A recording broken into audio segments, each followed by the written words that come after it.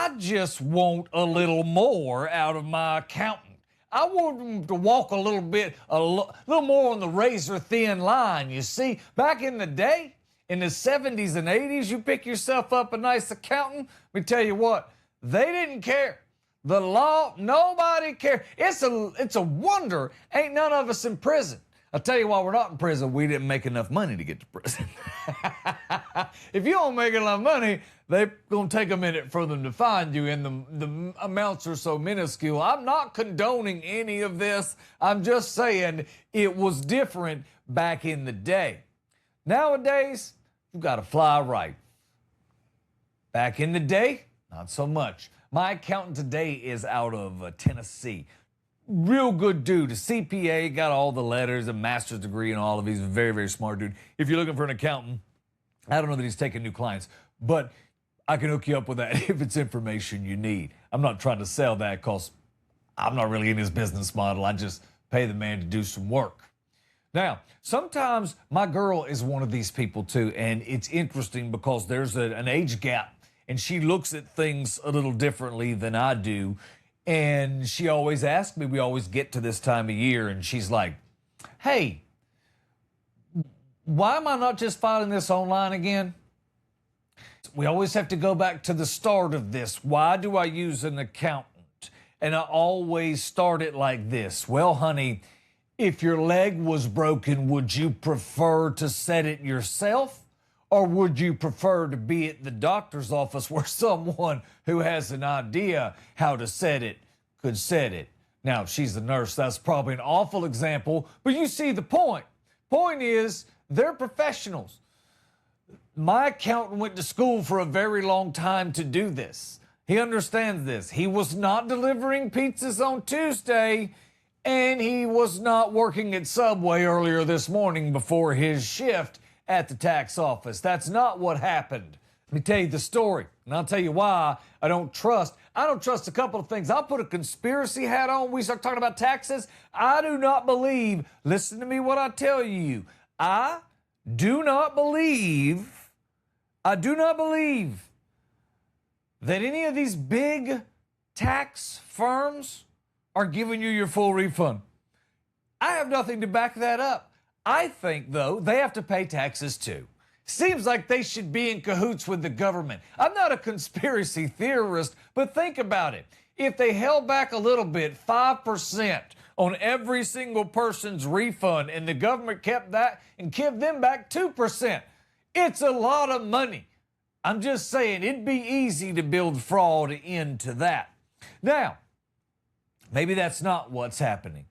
Maybe I'm just paranoid. That's very possible too. But let's go back to 1989, 88, 89, somewhere along in there. So I have my first W-2s that I need to take that are going to amount to anything. You know, those first ones your parents claim you or whatever happens to them. I don't know. I was young. But by the time I need to start claiming my own, I got this W-2, and I am also running a little side business, like a little side hustle going on, making a little coin on the side nobody know about. That's not true. I was being a DJ in some clubs. Because back then I worked in radio and I worked at WEZL. And with that afforded me the opportunity to pick up some club gigs that paid pretty good money. Like I was making pretty good cheese back in the day to do some of those things. Keep in mind, we made $3.35 an hour. I was doing all right, making around $40K or so. Again, I'm 18 or 19, so I'm not getting rich. But every little bit counted. Well, when I got to tax time, I went into one of these box shops, and you know the one, got a couple letters, and you know the one. So I go in there, and I bounce in, and I'm like, hey, I'm 18. Here's my stuff for my taxes. And a few minutes later, I said, oh, and I also have this little side business going on, and I made a little extra money on the side, and I told them how much and whatnot, and I got done, and then I walked out, and I had to come back a couple days later. So, you know, that's the all, you know, you're biting your fingernails off trying to figure out how far in the toilet you are. How far is the government going to break you this time is kind of the feeling, right? That's how taxes work. So you get the call back in a couple of days.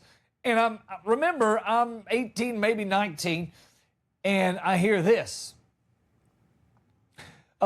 Serge, want to let you know we got all your taxes done. I said, oh, good. Am I getting money back or what it is? You know, let me know. I was claiming zero. I should be getting money back. But then I forgot that I had that second job, right?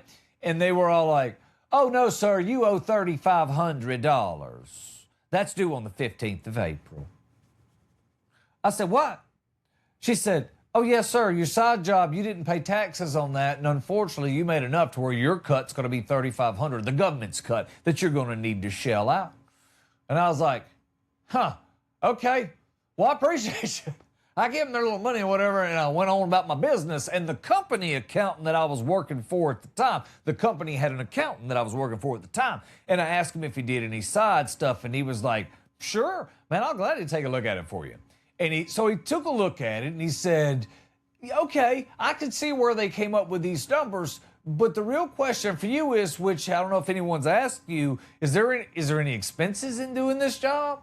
I'm like, sure, man, are you kidding me? I was a DJ because I worked at the radio station. I also had all of this music that I carried around with me. And back then you had to have the music. This was not, it wasn't gonna work on my phone. Wasn't to plug in, you had to have the music on CD. If you've never seen one, check them out. They look like coasters, like for really big coffee cups with a little hole in the middle. So the travel, all of that, when he got done, I had to pay for those CDs, right? There was an expense line in the CDs. I had to do a lot of driving to these events and all of the, you know how taxes work. When we get to the end of it, actually, it's a different story, and the IRS winds up owing me money. My mother had already planned for the bankruptcy court to take me away owing that kind of money. Let me just tell you, it got serious for a couple hours. But the good news is my accountant was able to fix it. Then my mother went to a whole nother set of worries, which was, now you listen here, anything you do has got to stand up in a court of law and you're going to wind up in jail. I'm not going to house you. You're going to be a prisoner. I had to go through that speech. But that was usually just a Tuesday. But this particular case, there was something to connect it to. So it had connective tissue. Now, everything was fine, no trouble. Now, the demise of my accountant is a very interesting story. There's a lot of rumors around my hometown of how that all went down. All I know is worked for some wrong people. Unfortunately, they must have not appreciated the numbers that he was able to generate on return. Because I guess they found him in a compromising position, something about fire in the trunk of a car that was really suspiciously like his. It was awful, but that didn't happen to me. If my mom would have known about that then, well, I wouldn't have been allowed to have an accountant. That's how that would have ended.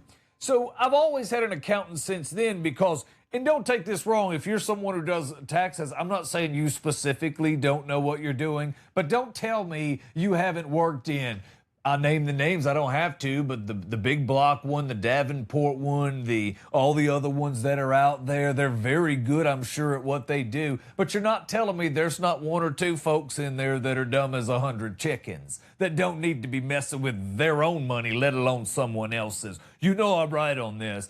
That dude should still be mall security, not doing other people's taxes. I'm not wrong here. So I go on with my life. And later on, I couldn't find an accountant because I moved up to Michigan. So I thought to myself, I did not make this much money last year, and it was all under W-2s. There shouldn't be any reason why this is nothing more than they owe me a couple hundred. But you know how it goes. It just washes out if you didn't make a lot of money in that particular year. So, okay, fine. Take it into the insert whatever the name of the company was there because I don't remember. It doesn't even matter. When I walked back in the day later to get my taxes, which was also weird because now you should be able to do it in about 8 minutes. It's straight 1040 easy anymore. So I got it all done and I came back in and they had me owing an enormous amount of money. To which I replied, bro, I don't think that's possible because I didn't make any money. So that number doesn't make sense. You sure you didn't look at somebody else's mess? he just had that look in his face, and it was the look like, bro, I've got 2 pizza deliveries in the next 20 minutes, so I'm going to need you to wrap this tax mess up. This is a part-time job. That look, you know the one. So I told him thanks, and I walked out, paid him their money, and I left. I called some people that were in the entertainment business that had attorneys, because I was working in the radio business and I was doing some TV stuff, and I started to have big boy bills. And those bills, you could offset some of the money you were making, which worked out pretty good too. So that's what I was going to do. Everything was fine.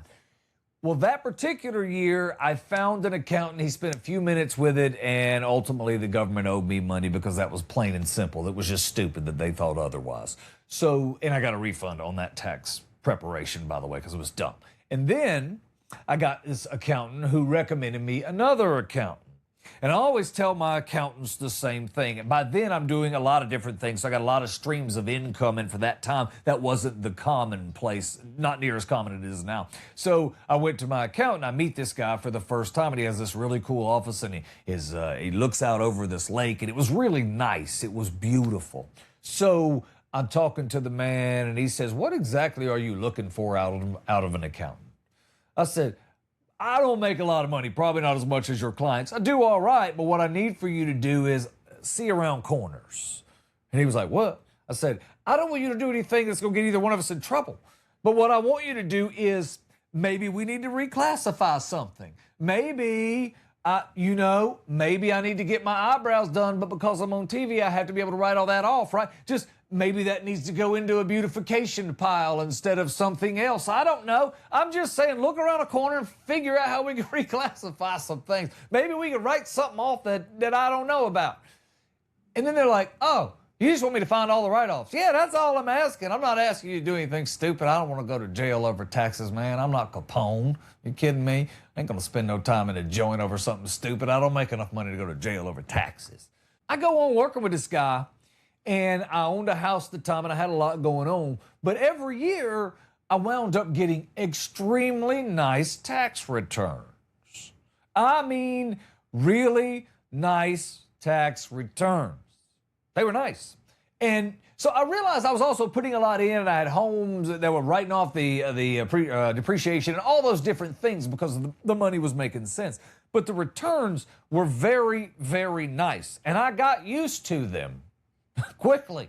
Because when you're in double-digit return town, you got pretty good. That's a lot when it bounces back at the end of each year. Obviously, I could have done something different than not let it sit over there. We were able to write off so many things at the end. It ended up working out to my benefit, which was really cool. Because obviously, the opposite of that is I owe them money, and that's not a world I want to live in. Because they want their money. They're not like my landlord. He'll wait 30, 45, 75, however many days it takes. He'll wait. These folks don't wait. They don't wait. They just start garnishing your wages. And then what happens to my poor landlord? 95, 135 days. See what I mean? Then it gets uncomfortable for everyone. I don't want to live in that world. This particular account, as you spend time hanging out with the man, you find that he was the accountant for the biggest pyramid scheme in American history. The lead accountant. He was really good. I said, didn't a lot of those folks go to jail? He said, yeah, but I didn't. Because I ain't going to do anything illegal. I just know how to see things, around corners like we talked about. This dude was amazing. Like that pyramid scheme, you may remember, is the only reason you know who Gerald Ford is. They had power. They made a sitting president who, if I'm not mistaken, didn't get elected to nothing. Like, he never got elected to anything. Like, no one said, you're my guy, ever. Like, this guy just walked into every one of those positions. I'm not throwing hate mail. I'm just saying, you see how big this particular scheme was? It was big, massive. Now, as far as taxes go, that's where I go with that. If you're not using an accountant, you and I probably shouldn't talk. I don't believe in that whole, I'll just go to TurboTax and figure it out myself. One, you're probably going to screw yourself out of some money, in my opinion. And even if you're on the short end of this, you know what happens? If you're not making any real money and you're like, I just do it myself, it's simple, you can. Or Usually you can get an accountant to do it, especially if you find a young one. You don't want to grab, old ones, they got a lot of established businesses, they don't want to mess with you. But if you get on the bus early with a new accountant, as you begin to make money, they'll start helping you along the way to figure out how best to maximize your tax, the inflow-outflow game that you got to play with them. It's good to build that relationship. And they don't charge much either, usually. That's not an ad. I don't care if you get an accountant or not. I just think when you start doing it on your own, I finally got my girl to realize that we have an accountant that went to college for a really long time. Now, let's not talk about where he went to college, because that's not kind, because, I ain't going to say nothing about those Bulldogs, but they're not Mississippi State Bulldogs is all I'm saying. And I don't do Tigers, not my thing. So that's where his masters came from. Yeah, he's really good at this. But that's up to you, whatever. Now, moving on from taxes, one of the other things that I'm not sure if you were prepared for today, and everybody's just acting like everything's normal, and I guess it is. I guess some people consider this normal. I'm probably not like you, but they're killing our snacks. Yeah, they're killing them. If you go into the grocery store right now, guess what's happening? Disappearing snacks. They're going away. You go in one day, the snack that you love, you go to get the bag, you're all like, I'm looking for the bag. I got my head in the thing. Excuse me. No, not this chip. I don't like this chip. Get them pretzels out of here. I'm looking. Ain't nothing there. You ain't going to find it no more, because everything is changing. That's right. No goodbye, no warning, just the empty spot on the shelf like it never even existed. Now, I don't know if you saw this or not, but I'm going to tell you what's happening right this minute. This may be the last straw you needed to maybe become one of those canning people that lives out in the woods and doesn't talk to other humans, or maybe move to Canada, which is kind of the same thing. That may be your next step. When I finish this story, don't blame me if your life changes. Pepsi says they're bouncing 20% of their products. That's a lot. That's not one or two products. They are cleaning house. And they say it's a strategy, but I'm telling you, it feels more like an all-out personal assault. Because when you start looking at what's getting cut, these are not just trimming the fat things. You're talking about taking out people's childhood. And I think there needs to be a reckoning in this. Let me show you some of the things that are no longer going to be with us thanks to Frito-Lay. That's right. They're getting rid of cheese, pizza, puffs, Cheetos. You shouldn't get rid of anything Cheetos. That's not how we do things. Cheetos are sacred cows. Now, I don't know if you've tried the cheese pizza puffs, but they suck. So I'm not really going to petition hard on this one. I just want to tell you, if they go away, probably ain't going to end the world. Pizza-flavored Cheetos sort of felt, let's be honest, it sort of felt like we were experimenting as a country. It's not how we want to be. It's not how we want to be. Now, I have good news for you. They've replaced it with the flaming hot dill pickle. Yeah? No. Not for me, they haven't. There'll always be a place in my heart for the Cheetos that I didn't eat that were replaced by spicy pickle flaming hot. Because let me tell you something. The pickle chips, I'm in. I'm okay with that. I'm not okay when they get flaming hot. That's where you and I start losing place. And then you get the pickle flaming hot? No. Now all of a sudden you crossed the line. But I do not know if you've tried the pretzels. The pretzels that they have, the ones that are wrapped up, I think they're made by the pretzel people, not those weird name brands, but like the real name brand, like whatever it is, Rolled Gold or whatever. And their twists and their pickle flavor, dill pickle flavor, they are so good. So I don't know. If you're into the flaming dill pickle, good for you. It's going to be around. We about to lose some Funyuns. I don't know where you are about when they started monkeying around with the Funyuns. I'm not sure it was a good concept. There was nothing wrong with the original Funyun. Now, your breath smelled like that for 3 or 4 days, your girl wouldn't kiss you and whatnot. Whatever, I'm just telling you, Funyuns were worth it. I don't know about sour cream and Funyun. I don't know. I didn't try it. I could see how that would be good. I can see that. I'm a chip connoisseur. You don't know this about me, but this is what I do. I eat chips a lot. I make bad decisions. I work out some so I can make worse decisions. I did not come here for a long time. I came for a good time. Don't get me and you confused. I ain't trying to live forever where I got to start making old people decisions. I ain't trying to get there like that. Looks like I'm getting there anyway, but whatever. Spicy queso, gone. Bye-bye, Funyuns. Again, y'all strayed too far from the main frame. We're just going to be onions now. We're ditching the fun, too, by the way, just so you know. We're over that. And that's not the only place things are broke.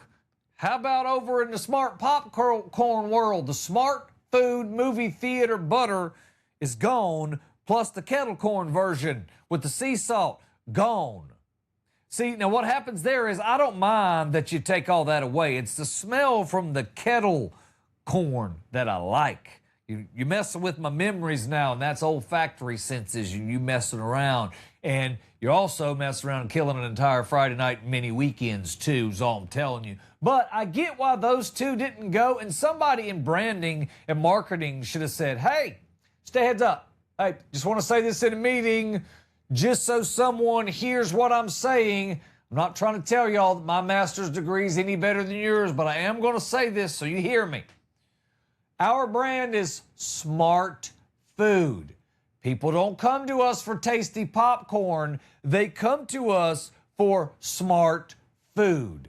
It's supposed to taste like plaster. They expect that. When you stick movie theater butter on it, it's no longer smart food. I can't even convince myself it's not right. It don't make any sense. You guys stepped off the boat and the water's got in a way that you, just like this, same thing, way off the boat.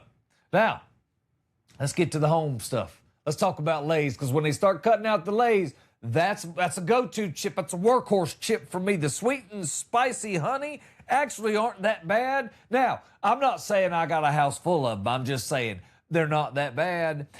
They're gone. Bye-bye. If you like baked salt and vinegar, you better go on and grab all you can, because they just eliminated those options. And now you're on to a personality test, right? Things have gone a little awry. Now we're getting close. Oh, what? Oh, you think your chip's good, you Poppables fan? Nope, smart corn gone. Poppables, yeah. Welcome to the club. Welcome to Bye-Bye Land. The veggie sea salt and ranch, those are pretty good. I dig those. Plus, the sea salt sweet potato, those suck. Those I wouldn't feed to my dog. My dog, I don't have a dog. If I had one, my dog would be like, no. Ruff. No, bro.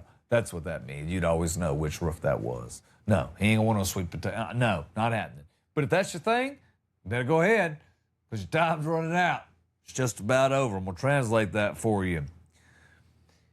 The I'm trying to be healthy chip section, dead. It's over. That's right. Over. Now we're full on commitment. No more pretending.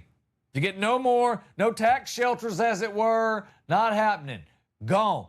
More Poppables, gone. Finished. See ya. All these, gone. We're not seeing these again. It's hurtful.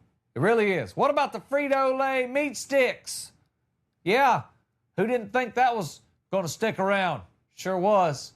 They got some nacho cheese dip. Yeah, all of a sudden it got personal, didn't it? Now we're messing with infrastructure. The world just shifted a little bit. Foundations are moving. It's a system that's getting broken. You don't just remove cheese dip. That's a community resource. It's a food group of its own, like cake. What is wrong with you people? I don't understand this. Pepsi, you're going for the jugular, and I'm taking it personal. It's not about taste to them. It's not what they're telling me. They're telling us it's about shelf space. What? You didn't sell fast enough, so they leave. Doesn't matter if you love it. Doesn't matter if it's been around forever. It's a cold game. They call it strategy. I call it an epic struggle for snack survival. It's bad. And I want you to think about this. This is the terms I need you to understand. I need you to grasp right this very minute. Somewhere out there, right this very second, there is someone buying the last of something. And they don't even know it yet. Yeah, all of a sudden it's big, ain't it? Just hit home. Right here. Do not mistake what's happening. This is big. They're not discontinuing products. They are quietly removing the evidence that we were ever happy people. It's that heavy. I could be overreacting. I may not be, but it could be. Thanks for your time being a part of the show today. Have a great day.